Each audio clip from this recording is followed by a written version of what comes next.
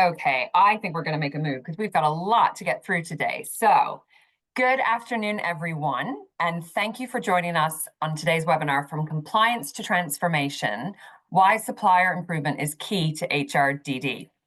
So to kick things off, for those of you who don't know me, my name is Robin Bishop, and I am the Commercial Director here at Impact, and I'm delighted to be your host and moderator for today's session. I'm joined today by two of my fantastic colleagues. So firstly, our interim CEO, Patrick Shaw-Brown. Patrick heads up our global operations and consulting work, and he brings a wealth of experience in human rights due diligence. He is all about creating practical, high-impact solutions that help businesses navigate regulatory and reputational risks, no matter the sector or location. And Phoebe James, our principal technical consultant. Phoebe has over 12 years of hands-on experience working within global supply chains. She specializes in supplier improvement, helping businesses move beyond compliance to build stronger, more resilient supply chains that deliver value for both workers and business. Just a little light housekeeping. We have an hour here together today, and the session is being recorded. I've got my colleague Ellie here with me, and she's going to be monitoring the chat. So please do submit questions throughout, and we'll leave time at the end to address as many as we can. But as we get started, I'd just like to take a brief step back to set the scene for today's session. So, one of the most important parts of human rights due diligence, or HRDD, is what happens after you've identified risks or impacts. So in other words, how a business moves from knowing there's a problem to actually doing something about it. Or, as we like to say, how you go from insight to action. This is often summed up as the cease, prevent, and mitigate phase. So cease, we're stopping any harm the business is directly causing or contributing to, like child labor or wage theft. Prevent, putting steps in place to stop risks from coming back or from happening at all. And mitigate, if you're linked to harm through your supply chain, work to reduce the impact or the chances of it happening again. But as we all know, the truth is action is needed all the way through the HRDD process, from identifying risks to tracking what's working and making sure people get remedied. And that's where supplier improvement comes in. Done right, supplier improvement is one of the most powerful ways to move beyond compliance and create real and lasting change. These programs help fix persistent issues. They tackle root causes and they build the capability needed to make progress stick. Now, this could mean improving recruitment practices, strengthening worker voice, or building better management systems. But it's about turning policy into practice and risk into resilience. At Impact, we have spent years, decades working on these programs with suppliers, brands, and workers. And here's what we've learned. Real change comes from strong partnerships, mutual trust, and long-term investment in people and systems. It's not about quick fixes. It's about building something that is going to last. So with that in mind, here's what we're going to dive into over the next hour. We're going to start with what good looks like. So we're going to unpack the key ingredients of effective supplier improvement, how to pick the right suppliers to work with, and how these programs help tackle persistent issues and risks across your HRDD efforts. We're going to explore why collaboration is essential. So we'll talk about how strong, well-structured relationships are the foundation for real progress. And we're going to help you understand how to better make that internal business case. We'll share some ideas for positioning supplier improvement within your HRDD strategy and how to secure the investment and buy-in you need to scale it. By the end of this session, we're hoping you're going to come away with fresh ideas, useful examples, and greater confidence in making supplier improvement a core part of your human rights strategy. So are you ready? Let's get started. So Patrick, building on this idea of turning insight into action, how are you seeing businesses engage with human rights due diligence expectations more broadly? What is working, would you say, when it comes to meaningful engagement with suppliers, and where are the sticking points? Thanks, Robin, and welcome everyone. It's a good question. So I think you're right to highlight that the real test of HRDD is not just identifying the risks, but really what happens next. So how can businesses move from the paper to the practice across the whole process? And we're seeing a growing shift with companies becoming more intentional about how they partner with suppliers to prevent harm, to build capacity, and to track progress. When things go well and businesses are embedding HRDD in an ongoing collaborative process, it's not just a tick box exercise, and obviously looking forward to talking a bit more about that later. But there are still some challenges. So the short-term commercial pressures, there's fragmented responsibilities often, or a lack of clarity about what good looks like. So again, looking forward to talking about those a bit more today. I think it's just at the top of the webinar, it's worth reminding everyone and ourselves that the HRDD has been expected of companies for 15 years, since the publication of the UN Guiding Principles on Business and Human Rights. So over this time, many companies have implemented HRDD to manage legal and regulatory risks, reputational risks, and stakeholder expectations. So that foundation is there, but we are seeing some more recent shifts in business behaviour that I think are worth touching on. First of all, notwithstanding all the recent confusion in the EU, the legislative direction is clear.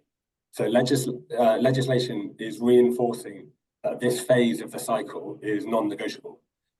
Businesses have a duty to act once the risks have been identified, and that means putting in place the practical mechanisms to address the risks. And I don't mean just policies, but really what is the practice behind that.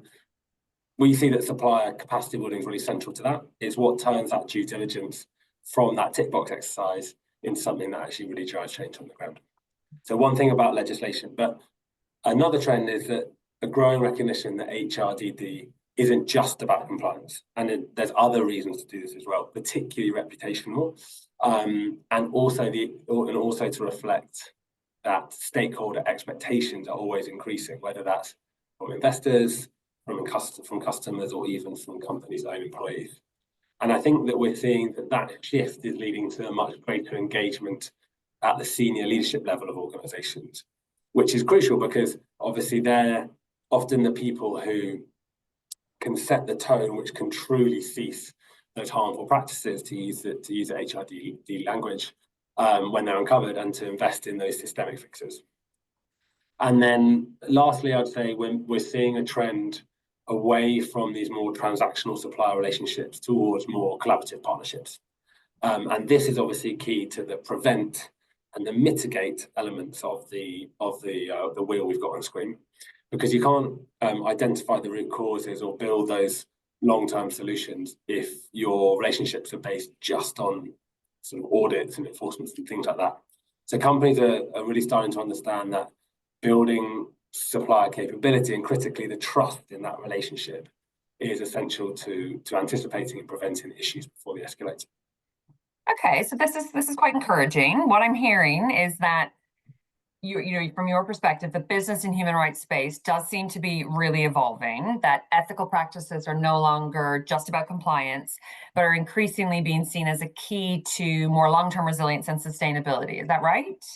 Yeah, exactly.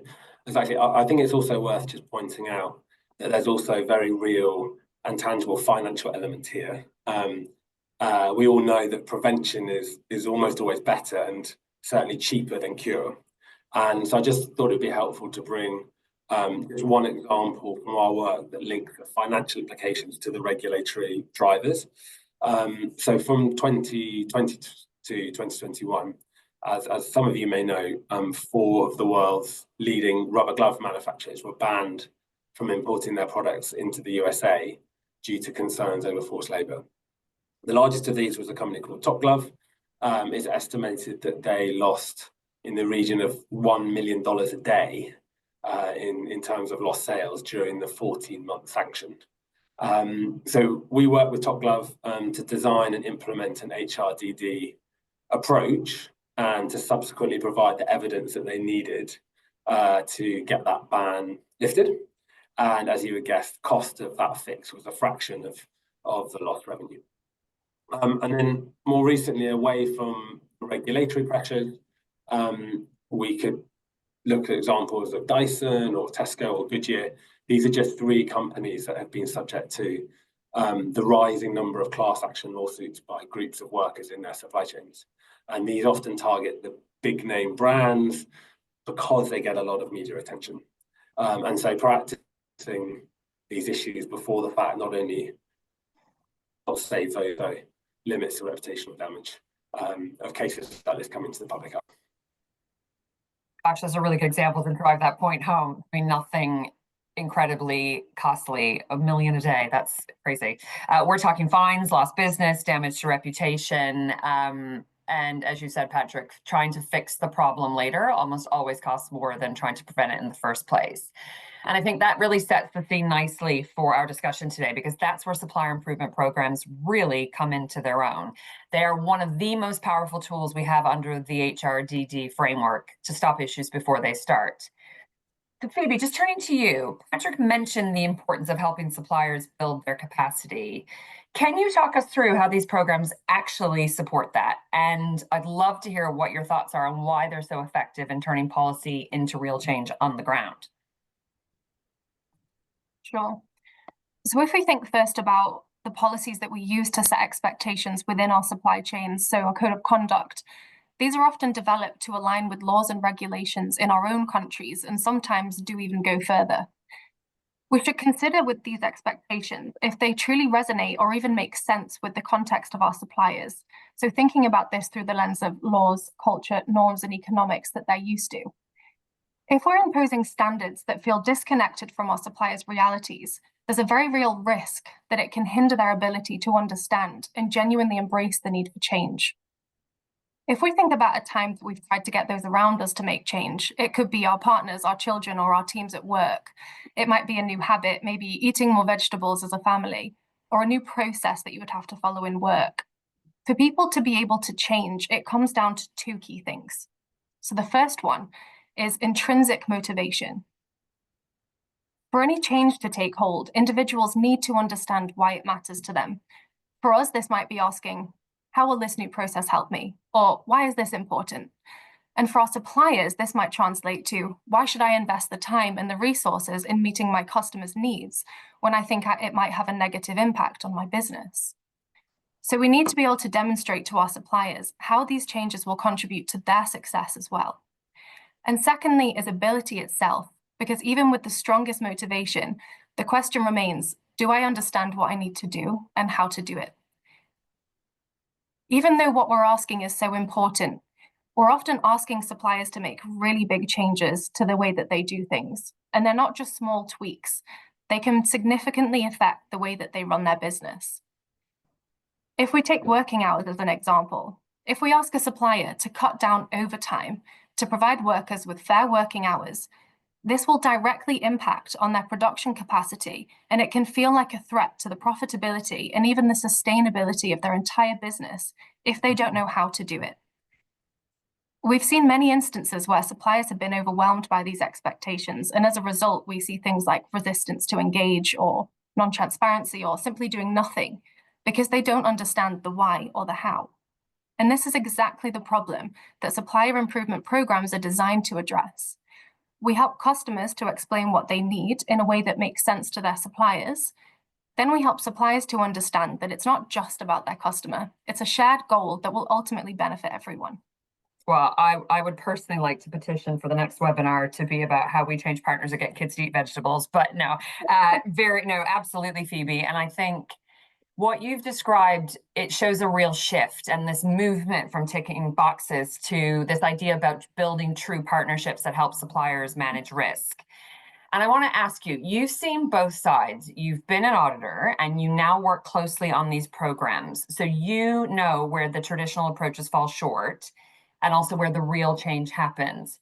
Could you unpack that a bit for us? So what are the limits of the audit-heavy approach to HRDD, and why are supplier improvement programs more effective?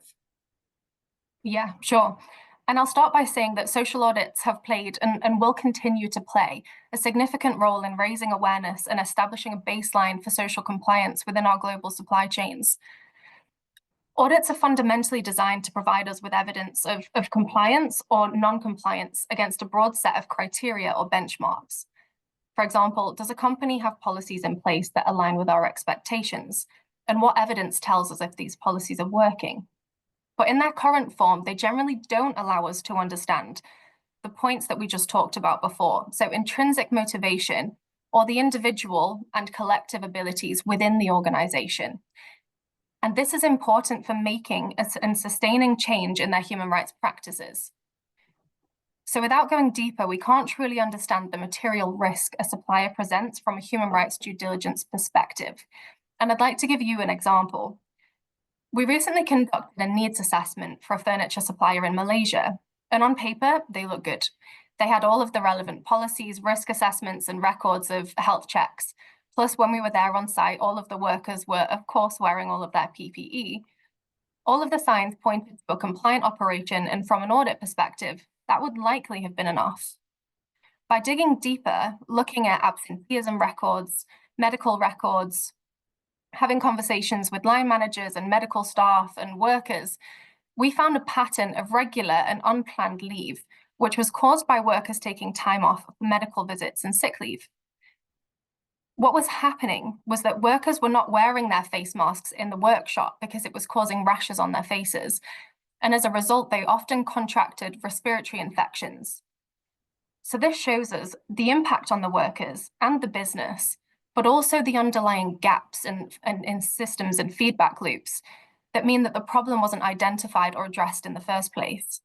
But not just a matter of enforcing PPE or the lack of enforcement. There was also a clear lack of communication and teamwork to highlight the health issues or to take feedback from workers about the practical comfort of existing PPE. But if we think of an audit as the tip of an iceberg, it gives us an indication that something might be wrong, but it doesn't always show us everything. And this is why the key to effective human rights due diligence isn't doing more, it's knowing when we need to go deeper. It's about understanding the situations where we need additional or alternative tools to look below the surface. That's so interesting. What an interesting example. And it really does highlight the need to move beyond like a surface level check and to instead address the deeper dynamics that are shaping people's working lives. Because really, fundamentally at its core, HRDD isn't about systems, it's about people.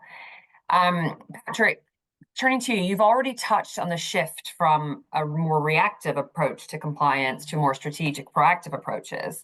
So if we were to build on what Phoebe's just shared, how are you seeing businesses engage with HRDD in ways that truly center workers? So not just as risks to manage, but as rights holders and active partners. And I'm going to be cheeking at one more question in here. And connected to that, why do supplier improvement programs, which sit really at the heart of Impact's work, feel more vital than ever when it comes to actually improving outcomes for workers on the ground?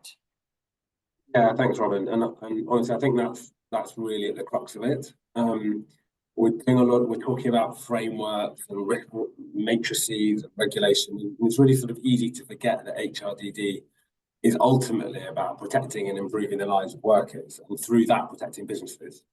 And I think that's where the supplier improvement programs come in, because they aren't about ticking the boxes. They're really about going a bit deeper and trying to identify those root causes and actually fixing the issues that are affecting the people on the ground.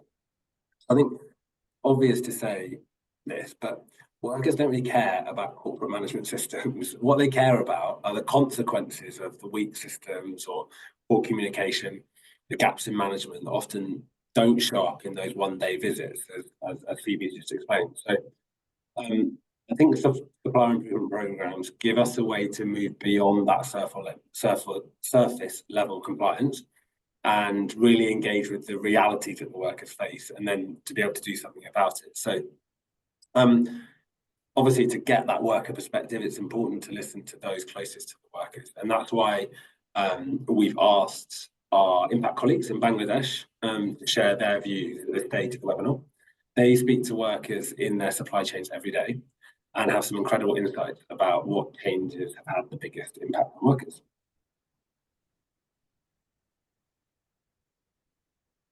When companies create a culture where workers are heard, it makes a huge difference. They feel more respected, more motivated, or more like they're truly part of a shared journey. Yeah, and from a business perspective, when workers feel heard, or we so often see the positive results this has for their employers too. For example, the key changes that we see are lower turnover, increased productivity, and less absenteeism. Absolutely. Culture change takes time. Cultural changes takes time. But here are two of the most impactful behavior we have seen. Firstly, manager and supervisor asking at least one person each day how they are and genuinely listen to their response. Secondly, ask workers where they want to see a company might be losing time or money on things that can be eliminated. This one naturally leads to a lots of efficiency gaining activities. Yes, I think the last question really is the secret recipe to businesses being able to unlock the potential within their workforce. And it's why our core mission and impact is to enable workers to share their voices, because when they are heard, everyone benefits.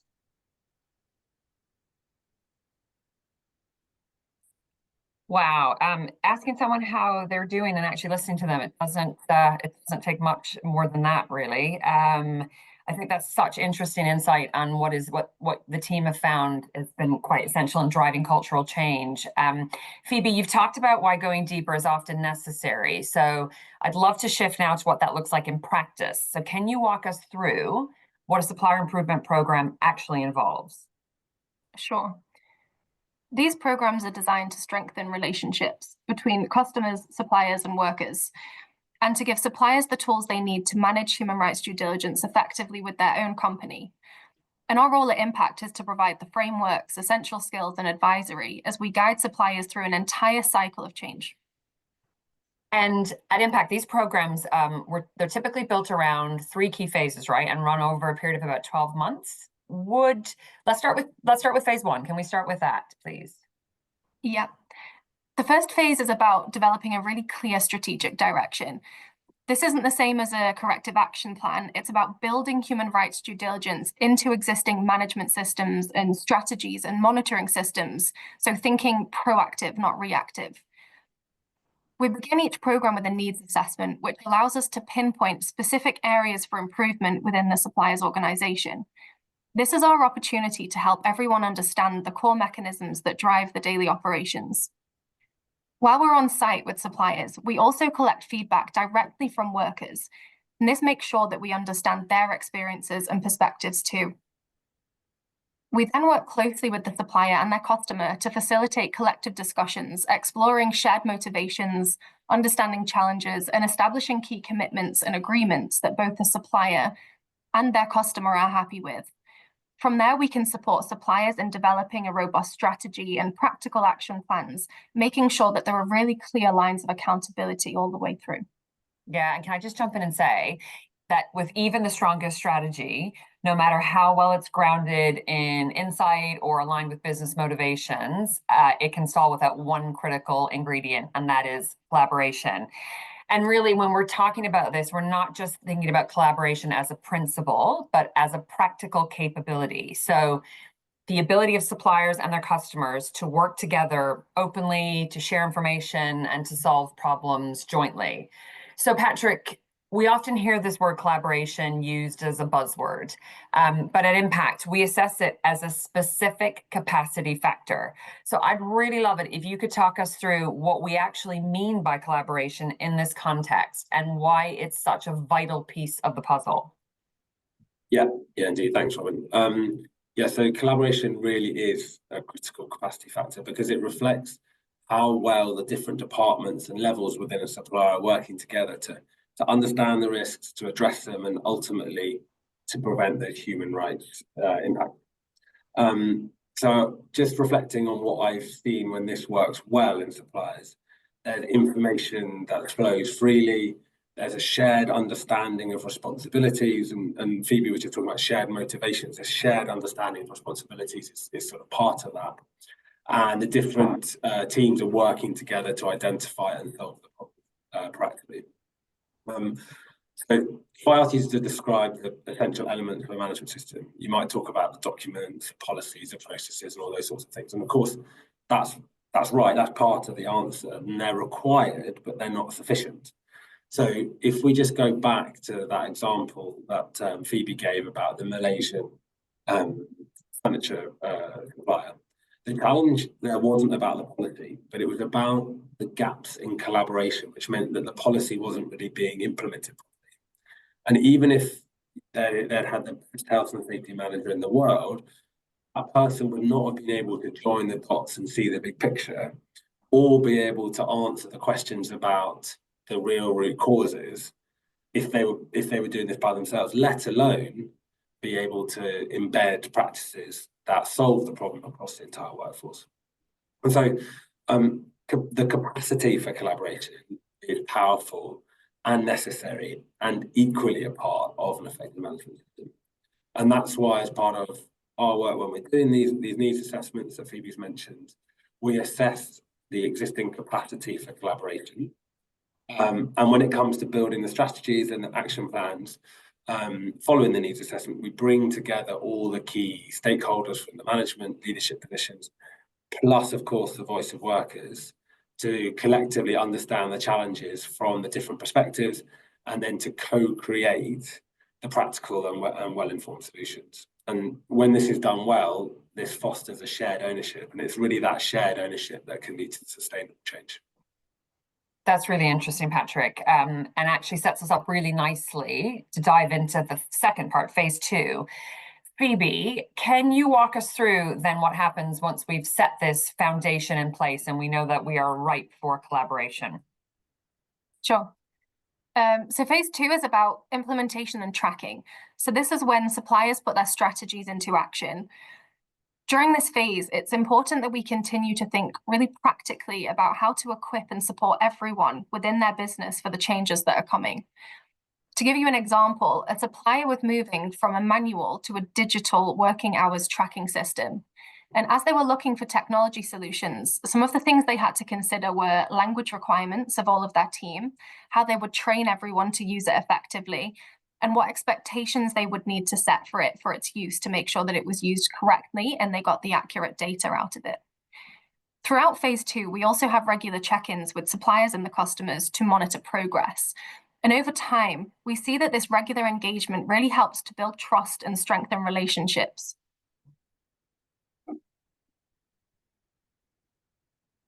Brilliant. I just wanted to also just remind everybody, because we've got a few questions coming in, that please do, some good questions.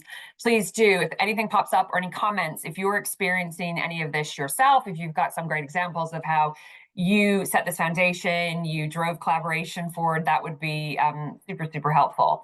But thank you, Phoebe. That really brings to life what this effective implementation looks like. But as we know, even the best laid plans can hit bumps in the road, from practical challenges like training and systems to bigger picture issues like managing change.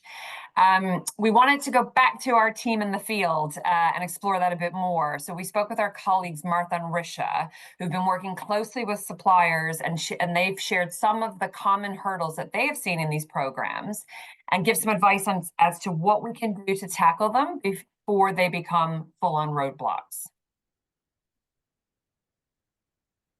We wanted to share a couple of insights that respond to the very real challenge of stagnating progress. Firstly, and most critically, it's about ensuring expectations are achievable. Setting overly aggressive or unrealistic targets can actually hinder progress and motivation. It's far more effective to focus on achievable goals that allow suppliers to build momentum and demonstrate real changes step by step. For instance, instead of demanding immediate compliance across the board, we might prioritize the most critical risks first and set realistic timelines for addressing those before moving on to other areas. And secondly, we've observed that when both the brand and the supplier share the investment in these programs, it fosters a much stronger sense of partnership and shared responsibility. Building a collaborative and supportive approach is key to driving sustainable and meaningful progress. A practical example of this is when a brand contributes to the cost of new technology or training. Not only does this benefit the supplier's internal operations and the overall ethical standards within the supply chain, but also the brand's market value as a preferred partner. So, in essence, ensuring ownership, accountability, and progress during the implementation phase often comes down to setting realistic goals and building a true partnership through the co-development of solutions and shared investment. some really useful reflections there. Achievable goals, prioritization, realistic timelines, and this idea that partnership and shared responsibility are absolutely vital ingredients. This has also led me to thinking that one area that often needs a different kind of support is worker dialogue. And Patrick, this is a key part of many action plans, but it can be tricky to get right. Can you talk us through where and how worker dialogue comes into play and what makes it effective? Yeah. So when it comes to worker dialogue, I think the starting point is to really understand that many managers and supervisors that we see are often operating in that cultural context. That means that having open conversations directly with workers is at best unusual and at worst uncomfortable and difficult. And so we often recommend a phased approach. So thinking carefully about how to build trust and how to demonstrate value incrementally for both the management and the workers.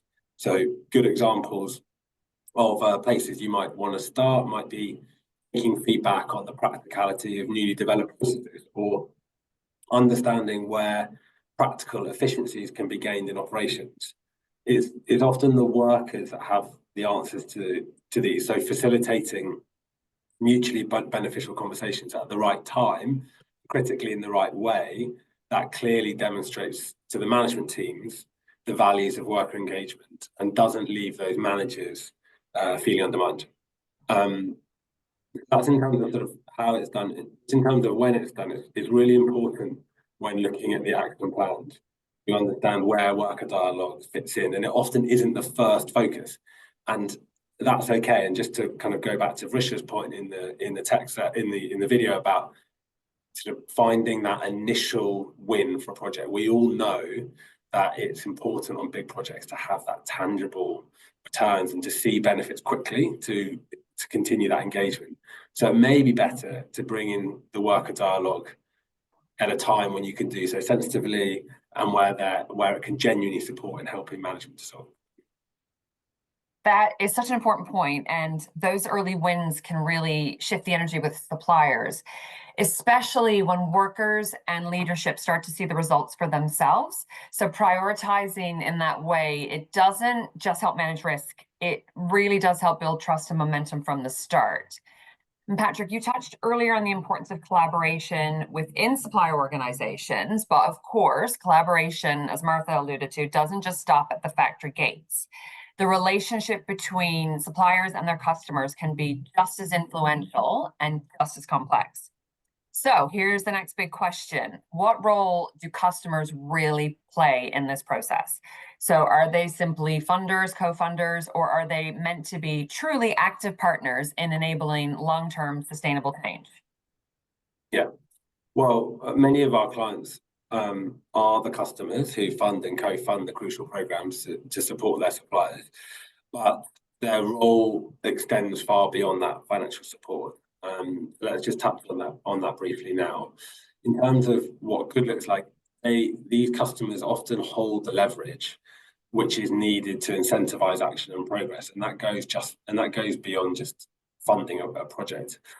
I guess ultimately what we're striving for is that the relationship between the customer and the supplier evolves from a transactional one to a partnership, and we see that benefits in that not just for the project itself, but also by involving customers closer with their suppliers. It helps them to gain a deeper understanding about what the real challenges are facing the suppliers on the ground, so that they can support them to respond more effectively. And crucially, it can sometimes be quite a difficult moment where customers start to understand that some of their own practice, so things like pricing pressures or unrealistic lead times, those sorts of things, might inadvertently be contributing to the pressures that undermine the efforts that are being made by suppliers.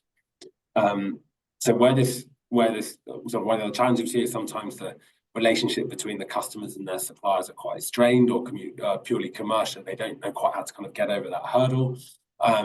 Having an independent party to facilitate that constructive and person-centric solutions can help move it forward. And all of that is about refocusing on what we've talked about before, on those shared benefits for both of the businesses and the workers. Yeah, overall, massive advocate for customers participate beyond just funding and co-funding, so that they're able to really get involved in the supplier improvement. Yeah, I think you're absolutely right. When customers step into that partnership role, rather than staying at an arm's length, it can completely shift the dynamic and unlock much more meaningful, sustainable change. And as you said, even little subtle shifts in customer practices can have a huge impact on what suppliers are realistically able to achieve. So, Phoebe, with all of that in mind, can you talk us through the final and very important phase 3? Sure. So phase 3 is about making sure that all of the hard work truly takes root and becomes the new normal.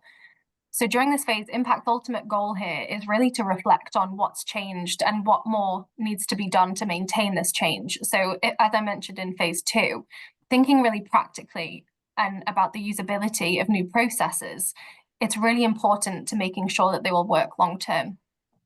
Yes, this idea of sustaining change. Well, once again, as we think about the phases, we wanted to go back to our team in the field, and we asked our colleague Samriddhi in India share her thoughts on what she has seen that really work when it comes to making change stick.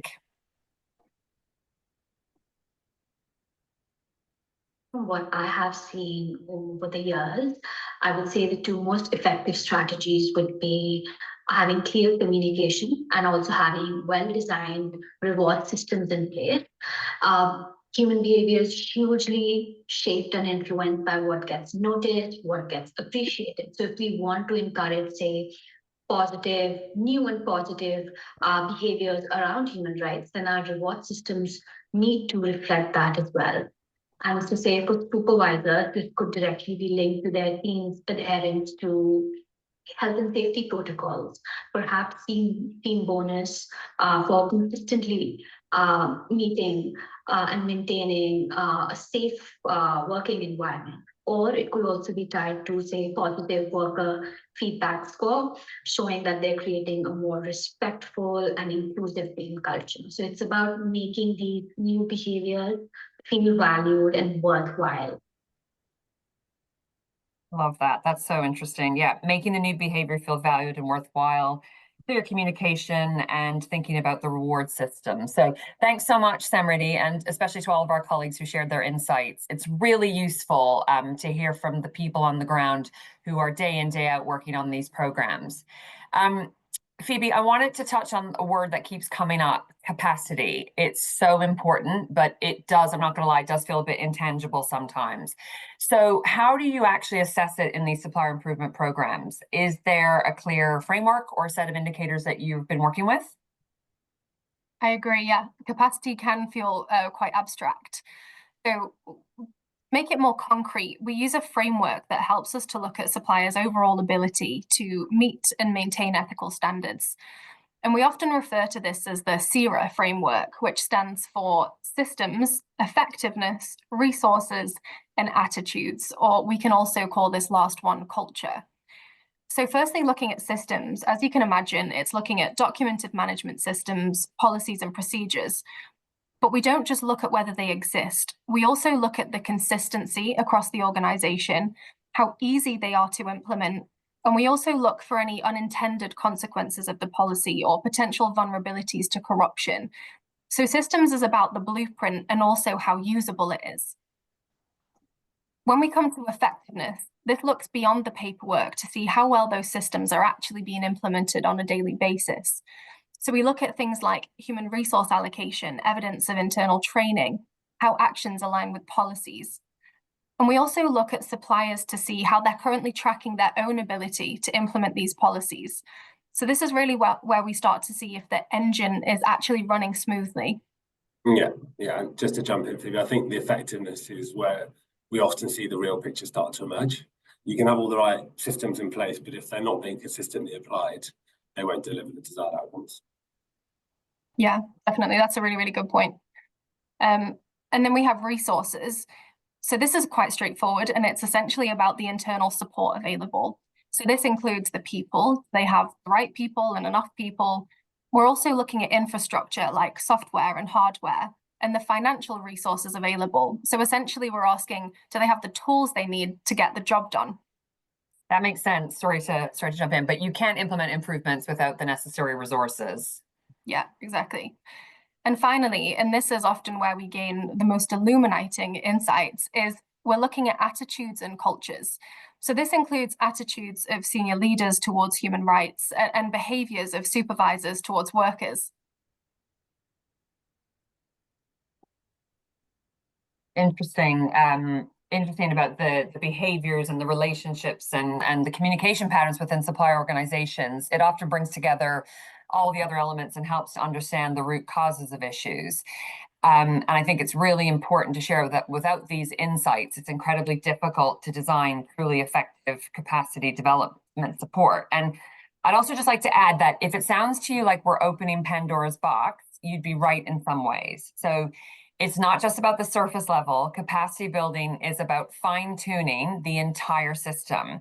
And this is precisely why when we begin supplier improvement programs, we establish really clear focus areas and specific outcomes. So trying to address everything at once isn't achievable or realistic.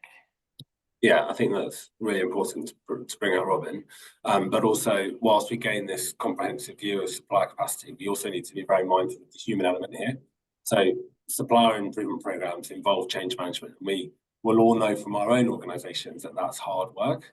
So we need to be empathetic for the individual motivations and the collective buy-in, and develop the tactics and leverage to drive the change. And I think that's why these programs often take a while. Changing people's behavior doesn't happen overnight. Yeah, that's a really good point. And when we're often speaking to clients about this and we come back and say, we're looking at a 12-month program, often a look of shock and horror, but actually the reality is, as you say, it takes time to embed these behaviors, new behaviors. And that actually brings us to another key piece of the puzzle. So once we've identified capacity gaps, how do we actually support suppliers to address them? And one question we get asked a lot, and I'm going to address this to you, Patrick, is what is the difference between training and true capacity development?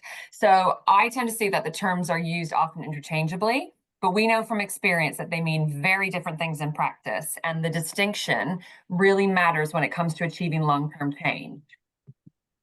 Yeah, I think ultimately the thing about intent and accountability, really. So training is about bringing information, transferring knowledge or skills. But capacity development, on the other hand, is outcomes driven. So in our supplier improvement programs, we co-create the learning objectives based on the supplier's specific goals and challenges. And our role is to help develop the targeted learning activities that might get them there, of which training might be one element, but capacity development really focuses on those outcomes in order to build capability that really lasts.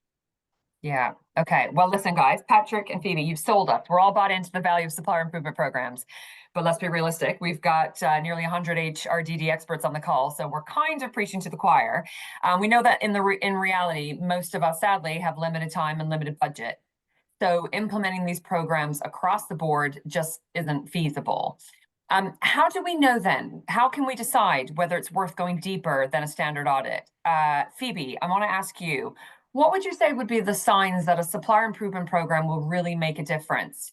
Do you have any tips you can give participants on how they can factor this into their risk assessments and decision-making?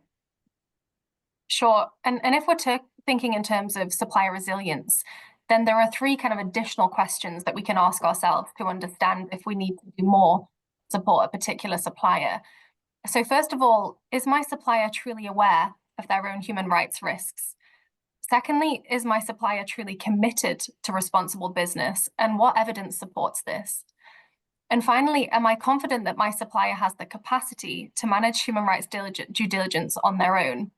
So a single audit report won't give you the complete picture that you need. So it's important to think creatively about where you can find this information. So who within your company has relationships with the supplier?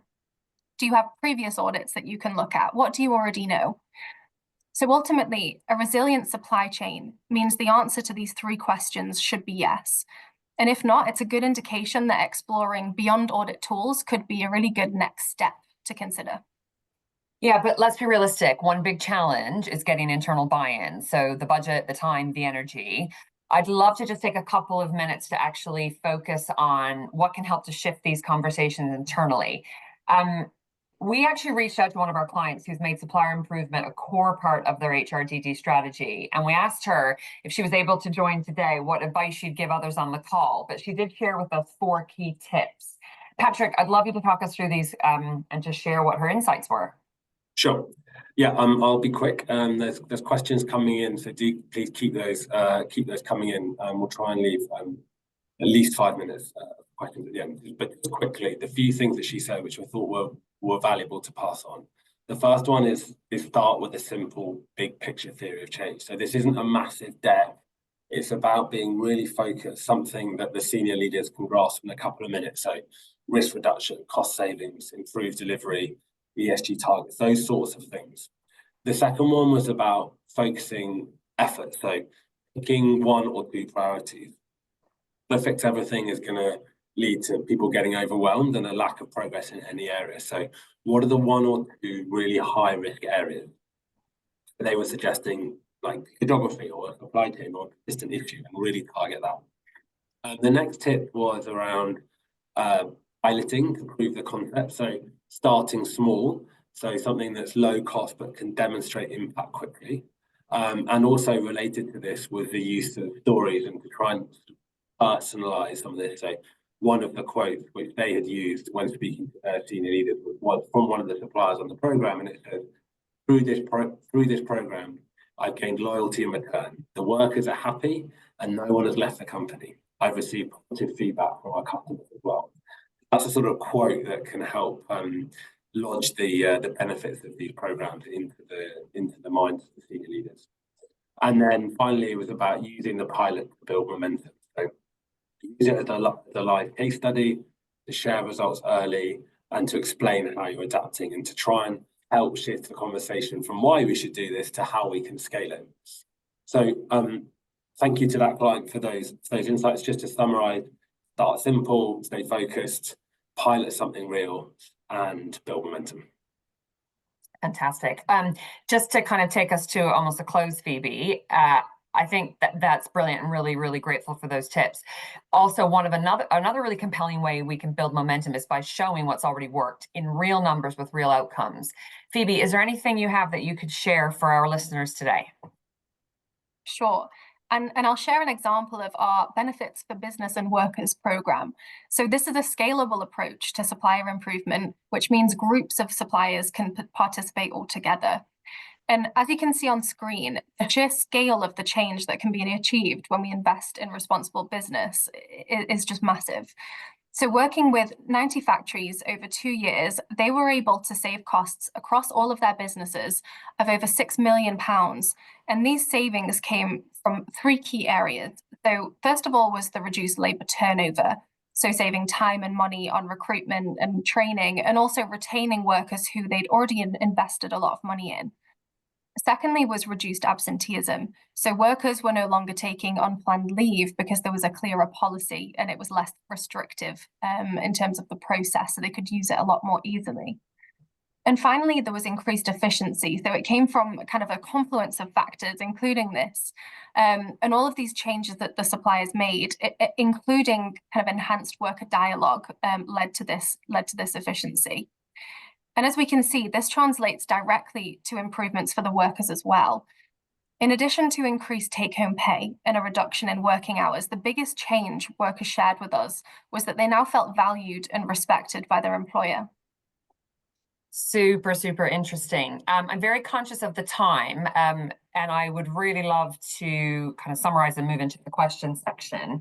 I just want to say, though, BBW, for those of you who know Impact, really, it's a really fantastic scalable program that shows what's possible when you get this right. So programs like this, supplier improvement programs like this, they don't just improve conditions for workers, they also bring real business benefits. So lower turnover, fewer absences, better efficiency. It's a real win-win that helps to strengthen supply chains. It reduces risks and even enhances and boosts brand reputation. So I think, you know, as we think about supplier improvement, look at this as an example of how aligning the interests of brands, suppliers, and workers, it's not just about looking good on paper. It actually leads to real results, both for people and for business performance. And that's really what we've been talking about here today. So how do we take shared challenges and turn them into shared value? And that's really what the heart of these programs are all about. So with that, we'd love to turn the reins over to you now. We've covered a lot of ground, and we would love to open the floor up for your questions, any reflections or challenges. And if there's something you'd like to dig deeper on, or a real world scenario you're facing, or just a curiosity that's been sparked by our discussion, now's your chance. So I am going to start. I've been having the questions come through as we've been looking at this, and I've gathered them up. And I'm going to start by asking a question, maybe to start with Phoebe. What if a supplier is operating in a context where regulatory requirements are not aligned with best practice? Yeah, so this is one of the really common challenges that we find. So this is quite often where we see resistance to comply with a particular standard. And in these cases, there's kind of more than one factor here, but this is again where it's really about strong relationships with your supplier.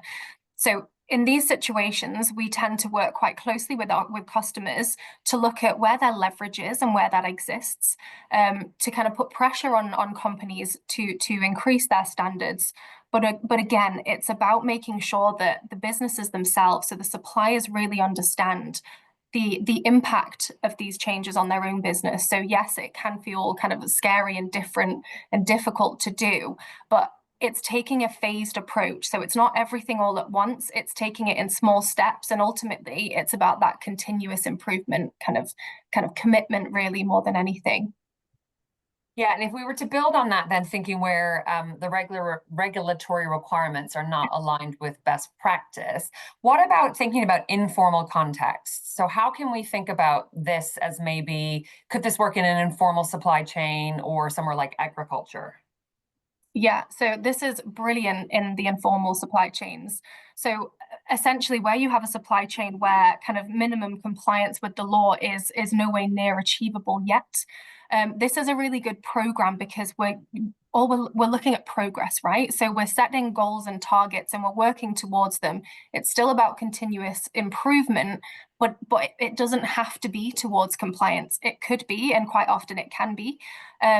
But it's essentially towards anything that kind of the cooperative group would like. So yeah, we see this work really brilliantly in more informal supply chains and kind of encourages progress. Super interesting. I'm going to read another one here from the participants. And either Phoebe or Patrick, please do jump in. I can see that there will be a lot of duplication of effort from customers through the same supply chains. Are there any centralized solutions that allow suppliers to demonstrate their human rights maturity? For example, a shared customer database or an ISO standard that can be compiled or complied with via a certificate. Yeah.